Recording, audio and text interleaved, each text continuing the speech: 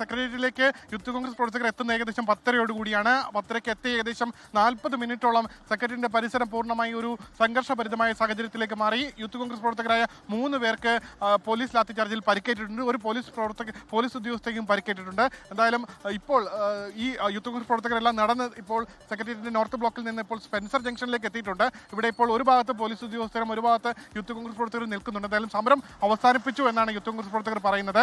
എന്തായാലും അതുകൊണ്ട് തന്നെ നേരത്തെ ഉണ്ടായിരുന്ന ഒരു സംഘർഷ സാഹചര്യം ഇനി ഉണ്ടാകാൻ സാധ്യതയില്ല. എങ്കിലും പോലീസ് ഉദ്യോഗസ്ഥർ ഒരു ഭാഗത്തും യൂത്ത് കോൺഗ്രസ് പ്രവർത്തകർ മറ്റൊരു ഭാഗത്തും നിൽക്കുന്നു. നേരത്തെ സമാനമായി സമരം അവസാനിപ്പിച്ചതാണ്. റോഡ് ഉപരോധിച്ചുകൊണ്ട് സമരം നടത്തിയതാണ്. അതിനിടെയാണ് ചില പ്രവർത്തകർ ഉപരോധിച്ചുകൊണ്ടിരുന്ന സമയത്ത് ചില പ്രവർത്തകർ പിറകിൽ നിന്ന് മാറി സെക്രട്ടേറിയറ്റിന്റെ മറ്റൊരു ഭാഗത്തേക്ക് പോയി അവിടെ ഉണ്ടായിരുന്ന ചില സർക്കാരിന്റെ ഫ്ലക്സുകൾ പൂർണ്ണമായി അടിച്ചു തകർക്കുന്ന സാഹചര്യം ഉണ്ടായി. അതുകൊണ്ടാണ് വീണ്ടും രണ്ടാമതും ഒരു സംഘർഷത്തിലേക്ക് കാര്യങ്ങൾ നീങ്ങിയത്. എന്തായാലും ഇപ്പോൾ ഈ ഒരു പ്രതിഷേധം അവസാനിപ്പിച്ചിട്ടുണ്ട്. എന്തായാലും പോലീസ് നിൽക്കുന്നുണ്ട്. ഇതുവരെ ആരെയും അറസ്റ്റ് ചെയ്തിട്ടില്ല. അറസ്റ്റ് ചെയ്ത് നിൽക്കേണ്ട സാഹചര്യം ഉണ്ടായിട്ടില്ല. എങ്കിലും ഒരു 40 മിനിറ്റോളം തിരുവനന്തപുരം നഗരത്തിൽ സെക്രട്ടേറിയറ്റിന്റെ മുന്നിൽ വലിയൊരു സംഘർഷ സാഹചര്യമായിരുന്നു ഉണ്ടായത്. പോലീസ് തുടക്കത്തിൽ തന്നെ കൂടുതൽ സംയമനം പാലിക്കുന്ന സാഹചര്യമൊന്നും ഉണ്ടായിരുന്നില്ല. സാധാരണ ഏതെങ്കിലും രീതിയിലുള്ള പ്രതിഷേധങ്ങൾ ഉണ്ടായാൽ തുടക്കത്തിൽ ചെറിയ രീതിയിൽ പോലീസ് സംയമനം പാലിക്കാറുണ്ടായിരുന്നു. പക്ഷേ ഇത്തവണ അത്തരത്തിൽ ഒരു സംയമനം പാലിക്കുന്ന സാഹചര്യമൊന്നും ഉണ്ടായിരുന്നില്ല.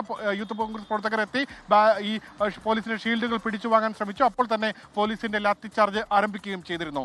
ഗോകുൽ, ഉമേഷ് ബാലകൃഷ്ണനാണ് തിരുവനന്തപുരത്ത് നിന്നുള്ള വിവരങ്ങൾ നൽകിയത്. വിവിധയിടങ്ങളിൽ പോലീസുമായി ഈ രാത്രി വൈകിയും ഏറ്റുമുട്ടുന്ന കാഴ്ചയാണ് കണ്ടത്. നാളെയും സമാനമായ പ്രതിഷേധങ്ങൾ ഉണ്ടാകുമെന്ന് മുന്നറിയിപ്പ് കൂടി കോഴിക്കോട് അടക്കം പ്രവർത്തകർ പറയുന്നുണ്ടായിരുന്നു. നാളെ IG ഓഫീസിലേക്ക് വരാം, നാളെ IG ഓഫീസിൽ കാണാമെന്ന് പോലീസിനോട് പറയുന്നുണ്ടായിരുന്നു. പോലീസിനെതിരെ സർക്കാരിനെതിരെ വലിയ രോഷമാണ് കോൺഗ്രസ് പ്രവർത്തകരുടെ ഭാഗത്തു നിന്ന് ഉയരുന്നത്.